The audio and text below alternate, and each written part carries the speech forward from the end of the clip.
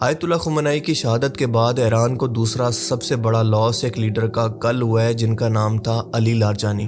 جو ایرانی سرکاری میڈیا کے مطابق تہران کے اندر اسرائیل کی ایئر سٹرائک کے اندر شہید ہو چکے ہیں، جو فارمر اسپیکر آف پارلیمنٹ آیت اللہ خمینی کے ایڈوائزر، ان کے قریبی اور موجودہ secretary of supreme national security council بھی تھے، جو کہ ایک انتہائی اہم عہدہ ہے۔ آیت اللہ خمینی کے بعد وہ ایران کی اہم ترین شخصیت بن کر سامنے آئے تھے جنہوں نے جنگ کے انتہائی مشکل حالات کے اندر بھی ملک اور آرمی کو بیک ڈور سے سنبھالے رکھا۔ Secretary of supreme national security council کے عہدے کا national defence, intelligence, security policies اور فورن افیئرز کے اندر بہت ہی اہم رول ہوتا ہے۔ ملک کے اہم ترین راز، اس کی طاقت، اس کی کمزوریاں سب اس کے سینے میں محفوظ ہوتی ہیں۔ ان کو آخری بار جمعے کے دن تہران کے اندر یوم القدس کی پریڈ کے اندر دیکھا گیا تھا۔ یوم القدس کا مطلب ہے کہ فلسطین کے مسلمانوں کے ساتھ اظہار یکجہتی کرنا، اور یہاں پر ہم نے ان کو دیکھا کہ اتنے تھریٹس کے باوجود، اتنے حملوں کے باوجود، بنا خوف کے، بنا سیکیورٹی اور پروٹوکول کے، جنگ کے دنوں کے اندر وہ عام عوام کے اندر گھوم رہے تھے بنا کسی خوف کے۔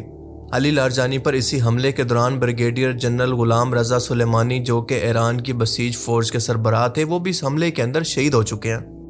علی لارجانی ایرانی نظام کا ایک پرسکون اور پریکٹیکل چہرہ سمجھے جاتے تھے کیونکہ وہ بہت ہی ہائیلی کوالیفائڈ شخص تھے۔ وہ ویسٹرن فلسفی کے اندر پی ایچ ڈی تھے، جنہوں نے کئی کتابیں بھی لکھی تھیں۔ اس کے علاوہ میتھمیٹکس اور کمپیوٹر سائنس کے اندر بیچلر کی ڈگری بھی رکھتے تھے۔ وہ شخص جو کہ انتہائی سافٹ نیچر کا تھا، جرمن فلسفی امانوئل کینٹ پر کتابیں لکھتا تھا اور مغرب کے ساتھ اٹامک مذاکرات کرتا تھا اور حافظ قرآن تھا۔ لیکن 1 مارچ کو ان کا لہجہ مکمل طور پر اس وقت بدل گیا جب امریکہ اور اسرائیل کی ایئر سٹرائک کے صرف 24 گھنٹے کے بعد، جس کے اندر علی خامنائی اور پاسداران انقلاب کے کمانڈر محمد کاپکور مارے گئے، تو علی لارجانی نے اس پر کہا تھا کہ امریکہ اور صہیونی ریاست یعنی اسرائیل نے ایرانی قوم کے دل کو آگ لگا دی ہے۔ ہم بھی ان کے دلوں کو جلائیں گے اور ان کو ان کے کرتوتوں پر پچھتانے پر مجبور کریں گے۔ تب سے لے کر اب تک ان کی قیادت کے اندر ہی ایران بڑے بڑے ملٹری اور انٹیلیجنس فیصلے کر رہا تھا، جس نے اسرائیل اور امریکہ کی کمر توڑ رکھی تھی، اور یہی وجہ بنی ان کو ٹارگٹ کرنے کی بھی۔ وہ بار بار کہتے رہے کہ ہم نیوکلیر مذاکرات کے لیے تیار ہیں، لیکن امریکہ کے ساتھ، کیونکہ اسرائیل کا کام پورے خطے کو جنگ کی آگ کے اندر دھکیلنا ہے، یہ امن کی بات نہ کر سکتا ہے، نہ اس ایگریمنٹ کو نبھا سکتا ہے۔ اور دوستو، ٹائم نے یہ بات بالکل ثابت بھی کی ہے کہ آج اس کی وجہ سے اسٹریٹ آف ہرموز بلاک ہونے سے پوری دنیا کی اکانومی سفر کر رہی ہے، کیونکہ مڈل ایسٹ جل رہا ہے، بے گناہ لوگ مارے جا رہے ہیں۔ لیکن اسرائیل کو اس کی کوئی پرواہ نہیں، چاہے پوری دنیا ختم ہو جائے، لیکن اس کو صرف اپنی پرواہ ہے، کیونکہ وہ اپنے علاوہ کسی کو انسان نہیں سمجھتے جس کو جینے کا حق ہو۔ انہوں نے ہی امریکی فوجیوں کو مارنے اور پکڑنے کی دھمکی بھی دی تھی۔ تہران کے اندر عوام کے ساتھ احتجاج میں شرکت بھی کر رہے تھے، اور وہ فوج، سیکیورٹی اور سیاست کے درمیان ایک پل کا کام کر رہے تھے جس نے سب کو جوڑ کر رکھا ہوا تھا، اور اسی وجہ سے امریکہ نے ان پر $10 ملین کا انعام بھی رکھا تھا۔ ایران کی جنگی اسٹریٹجی کے اندر ان کا کردار انتہائی اہم تھا، جن کے جانے کے بعد پورے ایران کو اچھا خاصا دھچکا لگا ہے، کیونکہ ان کا الٹرنیٹو تو آ جائے گا، لیکن علی لارجانی جیسا شخص دوبارہ واپس نہیں آئے گا۔ انہوں نے اپنی شہادت سے پہلے خبردار کیا تھا کہ امریکہ سپتمبر 11 کے جیسا ایک اور فالس فلیگ حملہ خود کروا کر اس کا الزام ایران پر ڈالنے کی تیاری کر رہا ہے، تاکہ بہانہ ڈھونڈ سکے اس کو ختم کرنے کا، جیسے افغانستان، عراق اور شام پر چڑھائی کر کے اس کو ختم کیا گیا۔ تو میں پہلے بتا دوں کہ ایران ایسے کسی بھی حملے کے خلاف ہے، اور وہ یہ بات بلا وجہ نہیں کہہ کر گئے، بلکہ اس طرح کے حالات امریکہ کے اندر آج بھی بن رہے ہیں، کیونکہ میڈیا ایسا ماحول بنا رہا ہے اور جان بوجھ کر اس طرح کی خبریں دے رہا ہے کہ ایسا کوئی اٹیک ہو سکتا ہے۔ ذرا غور سے سنیں یہ محترمہ کیا کہہ رہی ہیں۔ Iran's aspirations to conduct a surprise attack specifically against unspecified targets in California. اور پھر سب سے مشکوک حرکت جو حال ہی میں ہوئی ہے وہ یہ ہوئی ہے کہ امریکہ کے اندر لاس اینجلس کیلیفورنیا کا سب سے لمبا ٹاور یعنی US بینک ٹاور کی حال ہی میں لیز فائنلائز کی گئی ہے، اور اس کو لیز کرنے والے بندے کا نام ہے لیری سلورسٹین، اور وہ یہی بندہ ہے جس نے ورلڈ ٹریڈ سینٹر کو بھی، جس پر 2001 کے اندر حملہ ہوا تھا، اس نے اس کو صرف 6 مہینے پہلے خریدا تھا، اور اس کی انشورنس کے بدلے اس کو $3.5 بلین کا پروفٹ ہوا تھا۔ اور علی لارجانی کو یہی ڈر تھا کہ اسی پیٹرن کو دوبارہ سے دہرایا جا رہا ہے۔ آج بھی ایران کے اندر موساد کے جاسوس بھرے پڑے ہیں، ان کا نیٹ ورک بہت بڑا ہے، کیونکہ ایران کی جغرافی بھی ایسی ہے کہ ویران بیابان علاقوں سے یہاں پر داخل ہونا پاسبل ہے۔ ایرانین خفیہ ایجنسی اس وقت بہت ایکٹیو ہے، اور ایک جاسوس کو بھی اسی الزام کے اندر، ایران کی ٹاپ لیڈرشپ کی جاسوسی کے الزام کے اندر، اسی دن سزائے موت دے دی گئی ہے۔ اس کے فون کے اندر انتہائی اہم ایرانی بلڈنگز کی اور جاسوسی کی تصویریں موجود تھی، جس کو وہ مسلسل موساد کو بھیج رہا تھا۔ علی لارجانی کا کہنا تھا کہ ہماری ملٹری، ہماری آرمی اس قدر ٹرینڈ ہے کہ کسی بھی لیڈرشپ کے بغیر خود بخود لڑ سکتی ہے، تو ہماری ٹاپ لیڈرشپ کو ختم کرنے سے کوئی فائدہ نہیں ہوگا، جیسا کہ اسرائیل اور امریکہ کو یہ خام خیالی ہے۔ ان کا انتہائی دکھی دل کے ساتھ یہ کہنا تھا کہ آج ایران ان کفر کی طاقتوں کے سامنے، یزید کی طاقتوں کے سامنے اکیلا کھڑا ہے، ان سے اکیلا لڑ رہا ہے، اور مسلمان ممالک ہماری مدد کرنے کی بجائے تماشا دیکھ رہے ہیں۔ یعنی کیا ہم ایک نبی کی امت نہیں ہیں؟ اور اگر تم کسی مسلمان کی فریاد کا جواب نہیں دے سکتے تو تم مسلمان نہیں ہو۔ یہ علی لارجانی کی آخری کوشش تھی مسلمان امت کو جگانے کی، اور اپنے آخری انٹرویو کے اندر ان کا کہنا تھا کہ اسرائیل زیادہ سے زیادہ کیا کر سکتا ہے، ہمیں مار سکتا ہے تو مار دے، ہم شہید ہونے کے لیے تیار ہیں، لیکن ایرانی قوم اللہ کے سوا کسی کے آگے جھکنے والی نہیں ہے۔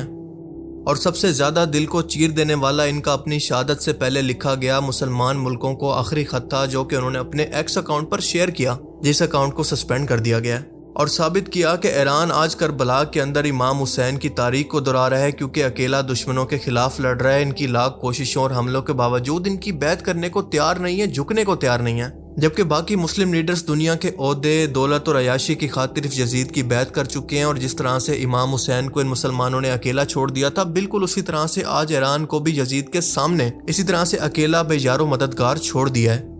اور دوستو یہ بات بالکل ٹھیک بھی ہے، کیونکہ اس جنگ کے اندر ہم نے خود دیکھا کہ یہ مسلمان ملک ایران کا ساتھ دینے کے بجائے الٹا اس دشمن کا ساتھ دینے میں لگے ہوئے ہیں۔ الٹا یونائٹڈ نیشن یا پھر یورپ کے غیر مسلم ملک بھی ان سے بہتر ہیں، جو کہ کم از کم اس جنگ کے اندر شامل تو نہیں ہوئے۔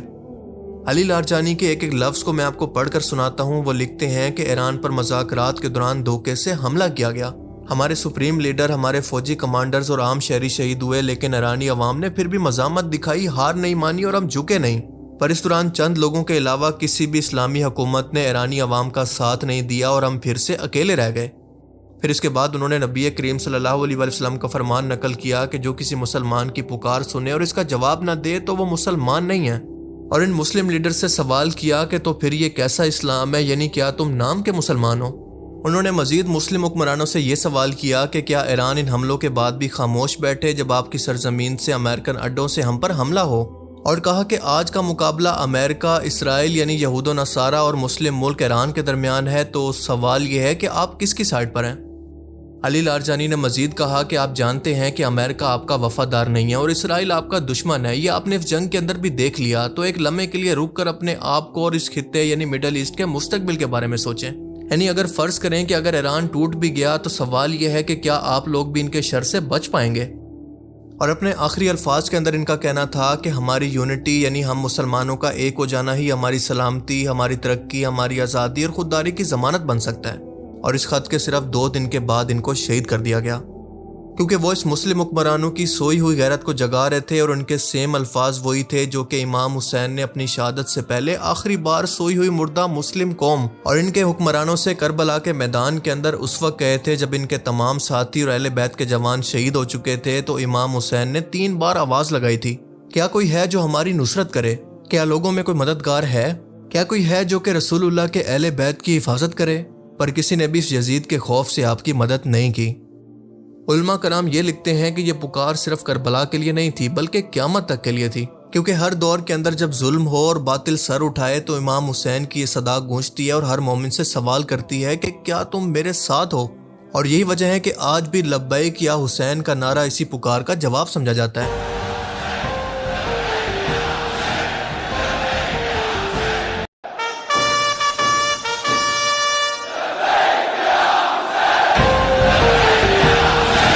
اور علی لارجانی نے بھی سیم انہی حالات کے اندر یہ سوال کیا، مسلمان حکمرانوں کو جھنجھوڑنے کی کوشش کی کہ کیا کوئی ایسا ہے جو کہ ہماری ان کفار کے خلاف مدد کرے، کیونکہ یہ کربلا کے ماننے والے اسی حسین کے ماننے والے اسی علی کی نسل سے ہیں جو کہ کسی کے آگے نہیں جھکتے۔ سچ بتاؤں تو مجھے ایران کے لوگوں پر رشک آتا ہے جو کہ ان کو اس طرح کی لیڈرشپ ملی ہے جو کہ بنکروں میں چھپنے کی بجائے ہر وقت اپنی عوام کے اندر نظر آتی ہے، حالانکہ ان کو پتہ ہے کہ ان کی جان کو کتنا خطرہ ہے۔ کاش ہم لوگوں نے بھی کسی مخلص لیڈر کی ایسے ہی قدر کی ہوتی تو آج ہمیں یہ سلوٹ مارنے والے اردلی نصیب نہ ہوتے۔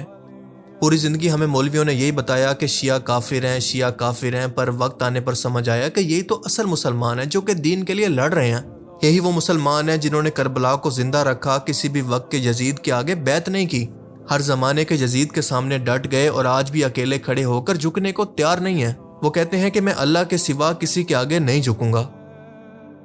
اللہ تعالیٰ سے دعا ہے کہ وہ علی لارجانی کی قبر پر کروڑوں رحمتیں نازل فرمائے اور ان کو جنت الفردوس کے اندر اعلیٰ مقام عطا فرمائے۔